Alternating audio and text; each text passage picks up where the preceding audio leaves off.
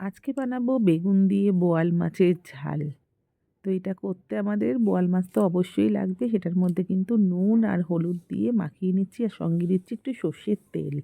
সর্ষের তেল দিলে তাহলে কিন্তু মাছগুলো ভাজবার সময় ফাটবে না। Hello viewers, welcome to my YouTube channel Rupa's blog and cook. তো সর্ষের তেল দিয়ে কিন্তু বোয়াল মাছগুলো এক এক করে ছেড়ে তিনটে তিনটে করে আমি ভেজে নেব, কারণ এখানে কিন্তু 6 পিস মাছ রয়েছে।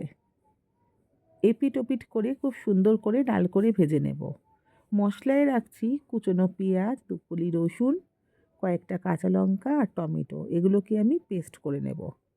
ওইদিকে কিন্তু মাছগুলো ভাজা হয়ে গেছে। এবার কিন্তু লম্বা লম্বা করে বেগুন কেটে ভালো করে ভেজে নিচ্ছি। কড়াইতেই দিয়ে দেব হচ্ছে 1 চামচ কালো জিরে, তার সাথে দিয়ে দেব কয়েকটা কুচনো পেঁয়াজ।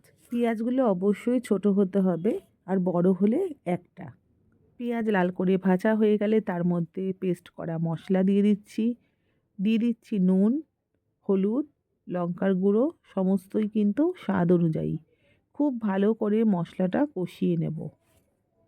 যতক্ষণ না ভালো করে মশলাটা কষবে ততক্ষণ একটু ওয়েট করব। প্রয়োজন হলে অল্প অল্প করে জল দেব। খুব ভালো করে মশলাটা কষে গেলে তেল বেরিয়ে আসলে তার মধ্যে দিয়ে দেব প্রয়োজন অনুসারে জল।